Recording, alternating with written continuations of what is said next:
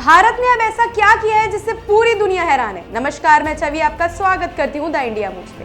भारत अब दुनिया के सामने एक नया चेहरा लेकर आए, जो सिर्फ मोबाइल, दवाइयां या टेक्नोलॉजी बनाने वाला देश नहीं, बल्कि अब हथियारों का बड़ा और ट्रस्टेड एक्सपोर्टर बनना चाहता है। प्रधानमंत्री नरेंद्र मोदी की सरकार ने अब ये ठान लिया है कि भारत को ग्लोबल डिफेंस मार्केट में बड़ी पहचान दिलानी है और इसके लिए बहुत बड़ा कदम उठाया गया है। अब भारत ने उन देशों को टारगेट करना शुरू कर दिया है जो पहले रशिया से हथियार खरीदा करते थे, लेकिन अब उन्हें या तो महंगे हथियार मिल रहे हैं या फिर उन तक डिलीवरी ही नहीं हो रही है।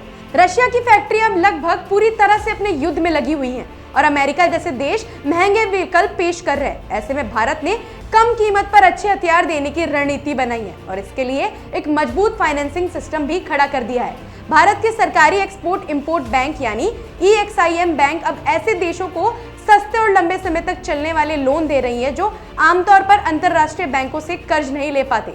ये लोन भारत से हथियार खरीदने के लिए दिया जा रहा है और इससे भारत के हथियार बनाने वाली कंपनियों को भी फायदा मिल रहा है। भारत अब सिर्फ छोटे हथियार या गोला बारूद ही नहीं बना रहा है, बल्कि अब मिसाइल, हेलीकॉप्टर, टैंक्स और युद्धपोत जैसे बड़े और आधुनिक हथियार भी बना रहा है और ये सब इतनी कम कीमत पर पेश कर रहा है कि दुनिया भर के छोटे और मध्यम बजट वाले देश भारत की तरफ आकर्षित हो रहे हैं। उदाहरण के लिए भारत अब 155 mm की आर्टिलरी शेल्फ सिर्फ 300 से $400 में बना सकता है, जबकि यही गोले यूरोपीय देशों में करीब $3000 में बिकते हैं। इतना ही नहीं, भारत ने ब्राजील जैसे देशों को मिसाइल बेचने की बातचीत शुरू कर दी है और अफ्रीका, दक्षिण अमेरिका और दक्षिण पूर्व एशिया के कई देशों को टारगेट किया गया है। इसके साथ ही भारत की प्राइवेट कंपनियां जैसे SMPP और अडानी डिफेंस अब बड़े हथियार और गोला बारूद बनाकर विदेशों में बेचने के लिए तैयार है और कई देशों ने ऑर्डर भी दे दिए हैं। सरकार ने 2029 तक डिफेंस एक्सपोर्ट को $6 अरब तक पहुंचाने का लक्ष्य रखा है, जो अब बहुत दूर नहीं लग रहा है, क्योंकि जानकारी के मुताबिक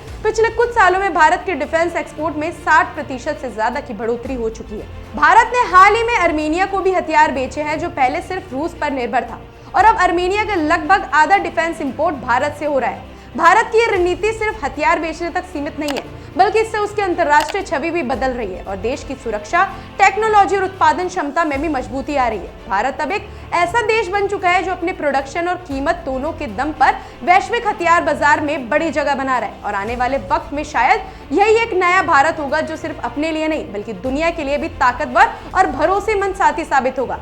यह शुरुआत भले ही नहीं हो, लेकिन इसके असर बहुत दूर तक दिखेंगे। तो क्या अब भारत की रणनीति पूरी तरह बदल चुकी है और क्या ये बदलाव रूस और अमेरिका दोनों के लिए चिंता की बात है?